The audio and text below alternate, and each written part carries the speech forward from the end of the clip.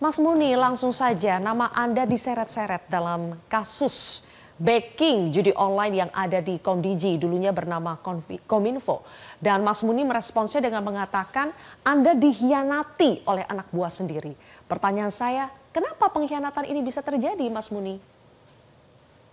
Begini, ketika saya masuk 2023, bulan Juli 2023, memang judi online sudah menjadi hal yang sangat meresahkan masyarakat. Sehingga ketika saya menjadi Menkominfo, perintah Presiden Pak Jokowi ketika itu, salah satunya adalah untuk memberantas judi online. Selain juga penyelesaian BTS, pemilu damai, dan juga banyak hal lainnya.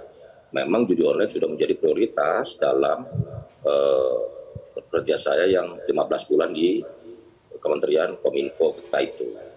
Nah, ketika itu memang kondisi sangat tidak memadai karena ada 10 kemampuannya cuma men-take down 10.000 situs per hari, padahal kecepatannya begitu luar biasa.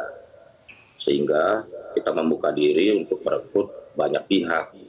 Nah, ada pihak yang saya anggap mampu karena memamerkan teknologinya, dia mampu men-take down 50.000 sampai 100.000 situs per hari. Nah, akhirnya dalam perjalanan waktu memang terjadi peningkatan kemampuan Kominfo dalam melakukan take down. Karena dibandingkan dari 2017 sampai 2023 sebelum saya itu hanya 800.000 situs judul yang di take down.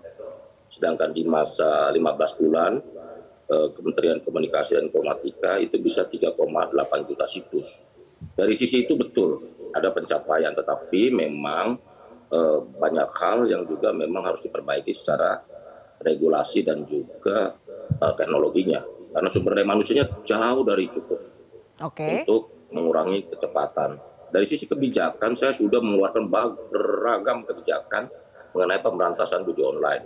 Misalnya penutupan NAP, net access provider dari Kamboja dan Thailand. Terus VPN gratis kita tutup. Selanjutnya semua operator seluler saya himbau dan saya larang untuk memberikan fasilitasi untuk judi online. Terus sampai satu titik ketika 6 bulan terakhir, tepatnya di bulan Februari Maret, saya berpikir bahwa ini persoalannya bukan sekedar di jaringan konektivitas saja, tetapi kunci dari persoalan ini adalah persoalan judi online ini adalah di sistem pembayaran. Karena itulah OJK, Bank Indonesia, dan juga PPATK harus bersatu baru dalam kasus ini. Tapi pertanyaan saya, kenapa sampai pengkhianatan ini bisa terjadi oleh anak buah yang Anda rekrut, Mas Muni? Dan kenapa pengkhianatan ini tidak disadari ketika Anda masih menjadi Menkominfo? Justru itu, memang dari 11 orang yang anggota Komdiji sekarang, itu sebagian besar sudah saya curigai, bahkan sebagian besar beberapa orang itu sudah saya pindah sebagai ketua tim takedown. Nah, saya merekrut 10 orang baru. Jadi yang lain nggak ada masalah, cuma satu orang ini aja. Saya nggak tahu siapa yang menggalang siapa yang mempengaruhi siapa, sehingga Komdiji atau pegawai Komdiji ini bisa terseret dalam pusaran kasus ini. Begitu loh. Jadi yang Mas Muni rekrut secara langsung itu tersangka dengan inisial T dan AK? Oh bukan. T dan AK itu direkomendasi oleh T karena dia bilang bahwa ini hacker merah putih, hacker hebat, mampu men-take down 50 sampai 100.000. Gitu loh. Nah, saya sampaikan ke teman-teman di Kominfo ketika itu, coba pakai. Kalau memang sistemnya bisa men-take down 50 sampai 100.000, kita pakai aja. Begitu loh. Nah, dalam seiring perjalanan waktu ternyata ketika 10 hari setelah saya sudah jadi Kominfo, kok terseret nih. Kalau beberapa nama yang Kominfo saya udah curigain memang sejak awal, makanya ketika saya menjabat saya udah nggak kasih peran lagi ketika itu. Dari awal saya udah curiga bahwa di Kominfo ini, di tim Kominfo ini ada yang bermain sejak awal. Bahkan beberapa kali saya. Terus langkah yang Anda lakukan ketika sudah curiga apa, Mas Muni? Ya saya pakai indikator, tiap minggu harus lapor berapa yang sudah di take down dan laporkan segera ke PPATK manakala ada rekening-rekening yang mencurigakan. Nah, sekitar bulan Februari saya baru menyadari saya harus koordinasi dengan banyak lintas karena kuncinya adalah di sistem pembayaran. Saya bicara dengan OJK, saya bicara dengan Bank Indonesia, ini bank, payment gateway.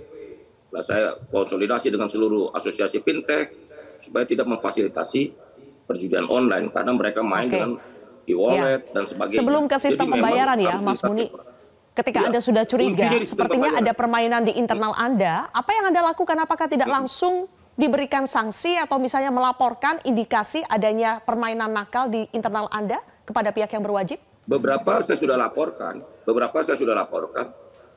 tetapi ini kan soal bukti, nggak bisa katanya-katanya.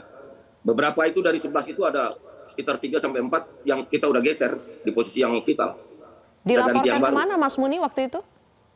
Dilaporkan ke aparat penegak hukum bahwa ini saya udah curiga ini. Tapi kan kita nggak bisa tanpa bukti, kita nggak bisa.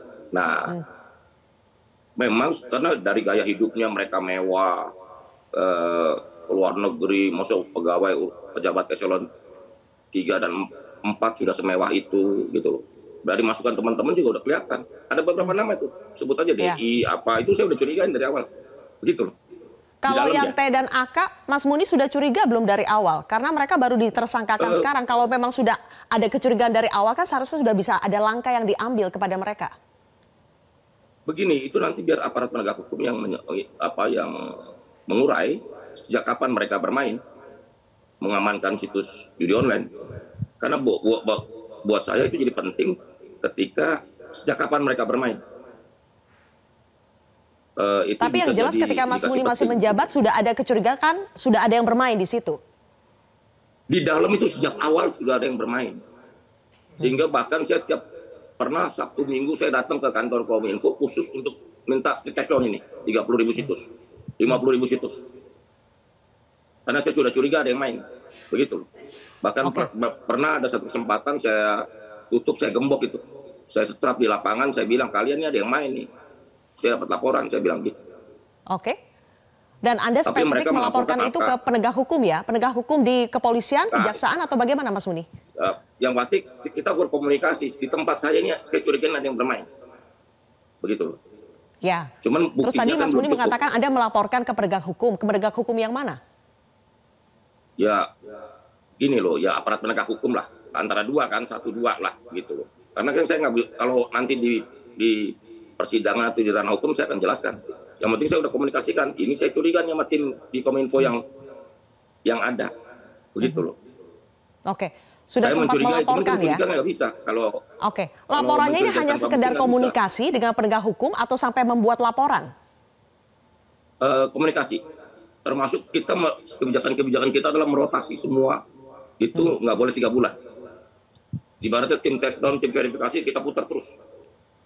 Supaya mereka nggak terkontaminasi. Itu waktu zaman saya begitu, saya putar terus, rotasi terus. Oke, berarti laporannya hanya sekedar komunikasi, belum berbentuk LP ya? Belum. Karena bukan apa-apa.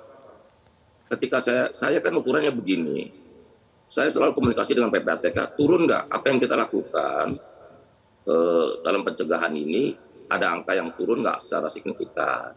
Kalau menurut PPATK kepada saya, Ketua PPATK kepada saya, dia bilang tahun 2023 itu 327 triliun. Kalau tahun 2024 itu kita biarkan, kita nggak keras, itu bisa sampai 900 triliun potensinya. 3 kali lipat. Jadi kalau sekarang menurut laporan PPATK pertengahan kuartal 2 ini sudah 200, menurut saya ada penurunan dari semua dari potensi yang ada gitu loh.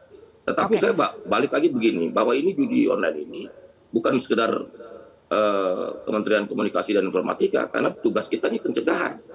Nah, pencegahan menurut saya cuma bisa di ruang digital aja kita amankan.